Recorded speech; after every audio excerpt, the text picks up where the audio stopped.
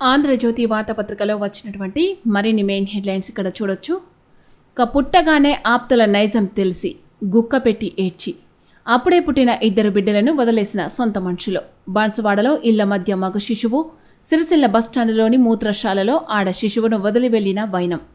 దర్యాప్తు చేయాల్సిందే అంటూ ఇక్కడ మరో మెయిన్ హెడ్లైన్ చూడొచ్చు. కాళేశ్వరంపై సిబిఐ డైరెక్టర్ను కలవనున్న ముఖ్యమంత్రి రేవంత్ రెడ్డి.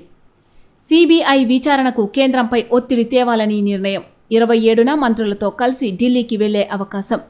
ఘోష్ కమిషన్ ఏర్పాటు చట్టబద్ధమేనన్న క్యాబినెట్. సాంకేతిక అంశాలపైనే వ్యాఖ్యానించిన హైకోర్టు. సుప్రీంకు వెళ్లాలా, కమిషన్ గడువు పొడిగించాలా? ఈ అంశంపై అధ్యయనానికి మంత్రివర్గ ఉపసంఘం. రాష్ట్ర మంత్రివర్గంలో నిర్ణయాలు. కేసీఆర్, హరీష్లను నిర్దోషులని హైకోర్టు చెప్పలేదు అంటూ నీటిపారుదల మంత్రి ఉత్తమ్ కుమార్ రెడ్డి వెల్లడి. క్యాబినెట్ నిర్ణయాలను వెల్లడిస్తున్న మంత్రి ఉత్తమ్. చిత్రంలో వాకిటి శ్రీహరి, పొంగులేటి.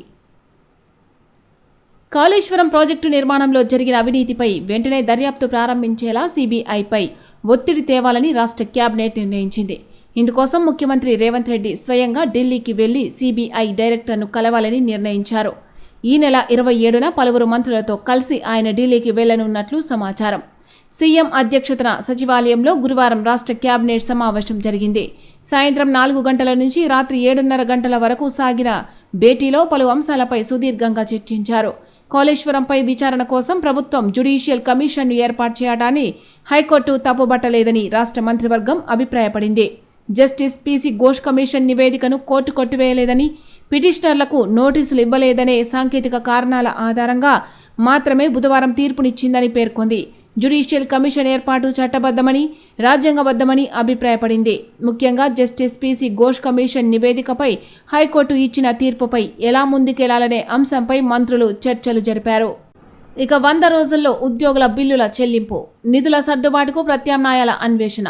అవసరమైతే మంత్రులు, ప్రజాప్రతినిధుల వేతనాల్లో 50% కట్ చేసి సర్దుబాటుకు యోచన. ఉద్యోగులు, విశ్రాంత ఉద్యోగుల బిల్లులు 14,200 కోట్ల మేర పెండింగ్.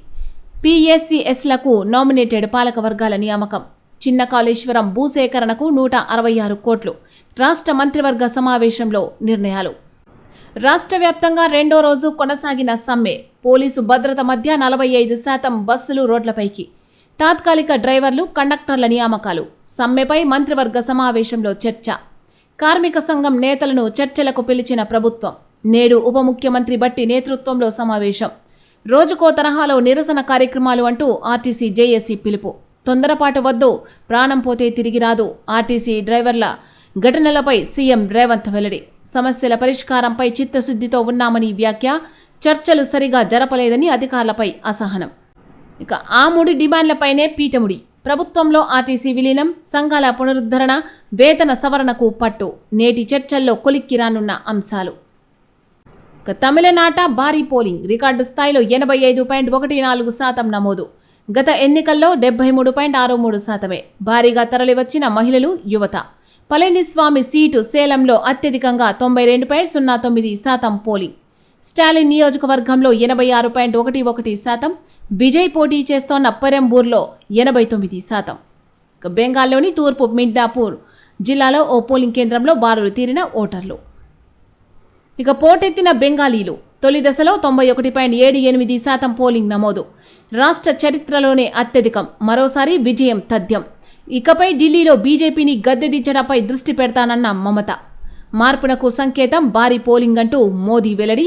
పలు ప్రాంతాల్లో తృణమూల్, బీజేపీ శ్రేణుల మధ్య ఘర్షణ.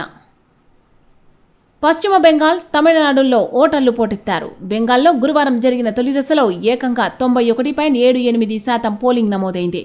స్వతంత్రానంతరం బెంగాల్లో ఈ స్థాయి పోలింగ్ ఎన్నడూ జరగలేదని ఈసీ ప్రకటించింది. భారీ పోలింగ్ తమకే అనుకూలం అంటూ తృణమూల్, బీజేపీ పోటీపడి ప్రకటనలు చేసి మరీ జారీ చేశాయి. మరోవైపు తమిళనాడులో 234 నియోజకవర్గాలకు ఒకే దశలో పోలింగ్ పూర్తయింది. అక్కడ రికార్డు స్థాయిలో 85.14% పోలింగ్ నమోదైంది. డీఎంకే, అన్నా డీఎంకే, విజయ్ టీవీకే పార్టీల మధ్య నెలకొన్న త్రిముఖ పోరులో విజేతలు ఎవరన్న దానిపై తీవ్ర ఆసక్తి నెలకొంది. ఎకరా 51.25 కోట్లు. ఉస్మాన్ నగర్లో భూమికి పలికిన ధర ఇది. 10.09 ఎకరాల భూమిని కొనుగోలు చేసిన రాజపుష్ప. టీజీఐఐసీ వేలంలో 517 కోట్లతో దక్కించుకున్న సంస్థ. గేటెడ్ రెసిడెన్షియల్ కమ్యూనిటీ నిర్మాణానికి ప్రణాళిక. తెల్లాపూర్ సమీపంలోని ఉస్మాన్ నగర్లో ఎకరా ధర 51.25 కోట్లు పలికింది. టీజీఐఐసి నిర్వహించిన వేలంలో రియల్ ఎస్టేట్ సంస్థ రాజపుష్ప ప్రాపర్టీస్ ఈ భూమిని దక్కించుకుంది. ఫ్లాట్ నంబర్ 1లో సుమారు 10.09 ఎకరాల్లో సగటున ఎకరానికి 51,25,00,000గా ధర నమోదైంది. ఇది రిజర్వ్ ధర 39 కోట్లతో పోలిస్తే 30% కంటే ఎక్కువ. ఇక ప్రీమియం కావడం గమనార్హం. అలాగే ఫ్లాట్ నంబర్ 6 సుమారు 5.272 ఎకరాలు కూడా ఒక్కో ఎకరానికి 44 కోట్ల వరకు బిడ్లు పొందింది. మొత్తం ఆక్షన్లో సగటు ధర ఒక్కో ఎకరానికి 48.6 కోట్లు నమోదై మార్కెట్లో గట్టి పోటీని సూచించింది. ఈ 2 ఫ్లాట్ల ద్వారా టీజీఐఐసికి సుమారు 769 కోట్ల ఆదాయం సమకూరినట్లయింది. ఈ ప్రాంతం ఓఆర్ఆర్, నియోపోలిస్, ఫైనాన్షియల్ డిస్ట్రిక్ట్ కీలక ఐటీ హబ్లకు సమీపంలో ఉండడంతో ఈ స్థాయి పోటీ కనిపించింది. ఇక సర్కారు పూర్తి స్వేచ్ఛ ఇచ్చింది. చైనా సేనలు సరిహద్దుల్లో ఉన్నప్పుడు నిర్ణయాధికారాన్ని సైన్యానికి వదిలేసింది అంటూ మాకు అండగా నిలిచింది అంటూ ఆర్మీ మాజీ చీఫ్ జనరల్ ఎంఎం నరవణే వెల్లడించినట్టుగా ఇక్కడ మనకు చూడొచ్చు. చైనా సేనలు యుద్ధ ట్యాంకులు సరిహద్దుల్లో ఉన్నప్పుడు ఏం చేయాలో నిర్ణయించుకునే పూర్తి స్వేచ్ఛ ప్రభుత్వం సైన్యానికి ఇచ్చిందని, తమకు అన్ని విధాలా అండగా నిలిచిందని ఆర్మీ మాజీ చీఫ్ జనరల్ ఎంఎం నరవణే స్పష్టం చేశారు.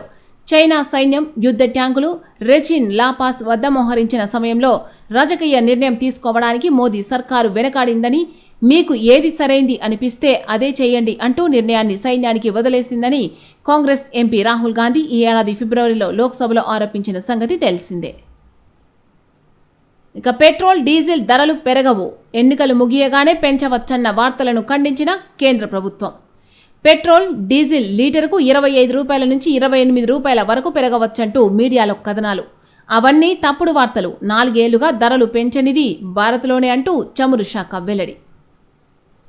వాట్సాప్ యూనివర్సిటీ సమాచారాన్ని స్వీకరించలేమంటూ ఇక్కడ మరో వార్త చూడొచ్చు. సామాజిక మాధ్యమాల ద్వారా వ్యాపించే తప్పుడు సమాచారంపై ఆధారపడం. శబరిమల కేసులో సుప్రీంకోర్టు జస్టిస్ జడ్జి నాగరత్న వ్యాఖ్యలు. భారత్, చైనా నరకాలు. జన్మతః పౌరసత్వం కోసమే ఆ దేశాల వారు 9వ నెలలో అమెరికాకు వస్తున్నారు. వాళ్ళు ల్యాప్టాప్లతో వచ్చే గ్యాంగ్స్టర్లు. అమెరికా రాజకీయ విశ్లేషకుడు షావేజ్ వ్యాఖ్యల వీడియో రీపోస్ట్ చేసిన ట్రంప్. ఆ వ్యాఖ్యలు జుగుప్సాకరమన్న కేంద్రం. భారత్, చైనా 100 ఏళ్ల క్రితమే గొప్ప నాగరికతలతో విలసిల్లాయని ఇరాన్ వెల్లడి. భారత్, చైనా తదితర దేశాలను నరకాలుగా చైనా, ఇండియాల నుంచి అమెరికాకు వచ్చేవారిని గ్యాంగ్స్టర్స్ విత్ ల్యాప్టాప్స్గా అభివర్ణిస్తూ అమెరికన్ రాజకీయ విశ్లేషకుడు మైకేల్ షావేజ్ చేసిన పాడ్కాస్ట్ను డొనాల్డ్ ట్రంప్ తన సొంత సామాజిక మాధ్యమమైన ట్రూత్ సోషల్లో రీపోస్ట్ చేశారు. దాదాపు 10 నిమిషాల నిడివి ఉన్న ఆ వీడియోలో మైకేల్ షావేజ్ పలు కీలక వ్యాఖ్యలు చేశారు. అమెరికాకు బై బై, దేశం వదిలి వెళ్లడానికి 40% భారత జాతీయులు సిద్ధం. ట్రంప్ విధానాలపై 58% మందికి అసంతృప్తి. కార్నెగీ సర్వే వెల్లడి. హార్ముజ్లో ఇరాన్ బోట్ల దండు. నౌకా విధ్వంసక ఆయుధాలతో రహస్య మోహరింపు. ఉపగ్రహ చిత్రాలతో గుర్తింపు. హార్ముజ్లో తొలిసారి టోల్ వసూలు చేశామన్న ఇరాన్. సముద్ర మందుపాత్రలు పెట్టే బోట్లను అమెరికా నేవీకి ట్రంప్ ఆదేశం. మరో ఇరాన్ చమురు నౌకను సీజ్ చేసిన అమెరికా. ఇక భారత్లో వరికి వడదెబ్బ అంటే ఇక్కడ మరో హెడ్లైన్ చూడొచ్చు. అతి వేడి గాలులతో గణనీయంగా తగ్గుతోన్న ఉత్పత్తి. ప్రపంచ వాతావరణ, ఆహార, వ్యవసాయ సంస్థల హెచ్చరిక. పండ్లు, కూరగాయల పంటలపైన ప్రతికూల ప్రభావం. పశు, మత్స్య సంపద, పౌల్ట్రీ, డైరీ ఉత్పత్తులకు గండమే. గంగా, సింధు పరివాహక ప్రాంతాల్లో ప్రభావం ఎక్కువ. మోదీ పంజా విసరడం తథ్యం అంటూ ఇక్కడ మరో మెయిన్ హెడ్లైన్ అయితే కనిపిస్తూ ఉంది. వచ్చే ఎన్నికల్లోపే మహిళా రిజర్వేషన్ల అమలు ఖాయం. బీజేపీ మహిళా ఆక్రోష్ పాదయాత్రలో కేంద్ర మంత్రి బండి. ఏప్రిల్ 17 చీకటి రోజు అన్న కిషన్ రెడ్డి. కాంగ్రెస్ తీరు కౌరవ సభను తలపించింది అంటూ రామచంద్రరావు వెల్లడి. హైదరాబాద్లో జరిగిన బీజేపీ మహిళా ఆక్రోష్ పాదయాత్రలో కాంగ్రెస్కు వ్యతిరేకంగా నినాదాలు చేస్తోన్న మహిళలు. పులి పంజా విసిరేటప్పుడు ఒక అడుగు వెనక్కు వేస్తుందని, ప్రధాని మోదీ కూడా మహిళా రిజర్వేషన్ అంశంలో ఒక అడుగు వెనక్కి వేశారని కేంద్ర మంత్రి బండి సంజయ్ అన్నారు. మోదీ పంజా విసరడం ఖాయమని, వచ్చే ఎన్నికల్లోపే మహిళా రిజర్వేషన్లను అమలు తథ్యమని స్పష్టం చేశారు. హైదరాబాద్ ఇందిరా పార్క్ వద్ద బీజేపీ గురువారం నిర్వహించిన మహిళా ఆక్రోష్ పాదయాత్ర సభలో సంజయ్ ఈ వ్యాఖ్యలు చేశారు. మహిళా రిజర్వేషన్ బిల్లు అంశంలో కాంగ్రెస్ తీరును నిరసిస్తూ ర్యాలీ నిర్వహించారు. ఇక సహకార సంఘాలకు నామినేటెడ్ పాలక మండళ్లు ఎన్నికలు నిర్వహించకూడదని రాష్ట్ర మంత్రివర్గం నిర్ణయం. వ్యవసాయ మార్కెట్ కమిటీల తరహాలోనే నియామకాలు. ముందే చెప్పిన ఆంధ్రజ్యోతి 4 నెలల క్రితం ప్రత్యేక కథనం. ఇక ప్రాథమిక వ్యవసాయ సహకార సంఘాలకు నామినేటెడ్ పద్ధతిలో పాలక మండళ్లు నియమించాలని రాష్ట్ర మంత్రివర్గం నిర్ణయించింది. రాష్ట్ర వ్యాప్తంగా 908 ప్రాథమిక వ్యవసాయ సహకార సంఘాలుండగా వీటికి చైర్మన్, వైస్ చైర్మన్తో పాటు డైరెక్టర్ పోస్టులను కూడా నామినేటెడ్ పద్ధతిలోనే భర్తీ చేయనున్నారు. ఈ మేరకు ముఖ్యమంత్రి రేవంత్ రెడ్డి అధ్యక్షతన గురువారం సచివాలయంలో నిర్వహించిన కేబినెట్ భేటీలో కీలక నిర్ణయం తీసుకున్నారు. దీంతో సహకార ఎన్నికలు లేకుండానే PSCSల పాలక వర్గాలు కొలవదీరనున్నాయి. సహకార సంఘాలకు పాలక మండళ్లు ఏర్పాటు చేశాకే జిల్లా కేంద్ర సహకార బ్యాంకులు DCCB, సహకార మార్కెటింగ్ సమాఖ్య DCMSతో పాటు రాష్ట్ర స్థాయిలో ఉన్న మార్క్ఫెడ్, టెస్క్యాబ్లకు కూడా ఇదే తరహాలో పాలక వర్గాలు ఏర్పాటు చేయనున్నట్లు విశ్వసనీయ వర్గాల ద్వారా తెలిసిందే. నామినేటెడ్ పద్ధతిలో ఈ నియామకాలు చేపడితే 908 మందికి చైర్మన్లుగా, మరో 908 మందికి వైస్ చైర్మన్లుగా, 9988 మందికి డైరెక్టర్లుగా అవకాశం వస్తుంది. ఈ నిర్ణయంతో కాంగ్రెస్ శ్రేణుల్లో హర్షం వ్యక్తమవుతోంది. ప్రస్తుతం వ్యవసాయ మార్కెట్ కమిటీలకు ఎలాగైతే పాలక వర్గాలను నామినేటెడ్ పద్ధతిలో నియమిస్తున్నారో అదే పద్ధతిలో సొసైటీలకు పాలక మండళ్లను నియమించనున్నారు. మనిషి కనిపించొద్దు, సచివాలయం ఆర్థిక శాఖలో అప్రకటిత నిషేధం. అనుమతి పత్రాల జారీలో ఆంక్షలు, చర్చకు దారితీసిన ఆంధ్రజ్యోతి పహారాలో ఆర్థిక మంత్రి పేషి కథనం. సచివాలయంలోని 2వ అంతస్తులో ఉన్న ఆర్థిక మంత్రి ప్రిన్సిపల్ సెక్రటరీ ఛాంబర్లకు సందర్శకులు వెళ్లకుండా కొనసాగుతున్న అప్రకటిత నిషేధం అంశంపై మరో కొత్త వ్యవహారం తెరపైకి వచ్చింది.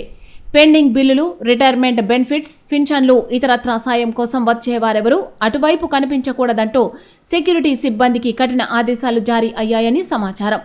అన్నీ చేస్తూనే ఉన్నాం కదా, అయినా ఇక్కడి వరకు ఎందుకు వస్తున్నారు అనే ఉద్దేశంతోనే 2వ అంతస్తులో మనిషి కనిపించొద్దు అంటూ ముఖ్యమైన వారి వద్ద నుంచి హుకుం జారీ అయినట్లు విశ్వసనీయంగా తెలిసింది. దీంతోనే సెక్యూరిటీ విభాగం 2వ అంతస్తులో ఎర్రటి రిబ్బన్లతో అన్ని వైపుల నుంచి పటిష్టమైన బందోబస్తును ఏర్పాటు చేసినట్టు సమాచారం. అయితే పనుల కోసం అంత దూరం నుంచి వస్తే లోపలికి కూడా అనుమతించకపోవడం పట్ల సందర్శకులు ఆగ్రహం వ్యక్తం చేస్తున్నారు. అన్నీ చేస్తే ఇక్కడి వరకు ఎందుకు వస్తామనే ప్రశ్నలు వ్యక్తమవుతున్నాయి. ప్రైవేటు స్కూళ్ల పుస్తకాల ధరలను ఇష్టారాజ్యంగా పెంచొద్దు అంటూ NHRC వెల్లడి. ప్రైవేటు స్కూళ్లలో పుస్తకాల ధరలపై జాతీయ మానవ హక్కుల కమిషన్ NHRC తీవ్ర ఆగ్రహం వ్యక్తం చేసింది. ప్రైవేటు పబ్లిషర్ల పుస్తకాలను ఇష్టారాజ్యంగా విద్యార్థులపై ఎలా రుద్దుతారని నిలదీసింది. ఈ వ్యవహారంపై వివరణ ఇవ్వాలంటూ కేంద్ర విద్యాశాఖ CBSEతో పాటు అన్ని రాష్ట్రాలు, కేంద్రపాలిత ప్రాంతాలకు నోటీసులు జారీ చేసింది. ప్రైవేటు స్కూళ్లలో ఇష్టానుసారంగా సాగుతోన్న ఈ వ్యాపార పోకడలు పిల్లల ఉచిత నిర్బంధ విద్యా హక్కు చట్టం ఉల్లంఘన కిందకే వస్తాయని కమిషన్ అభిప్రాయపడింది.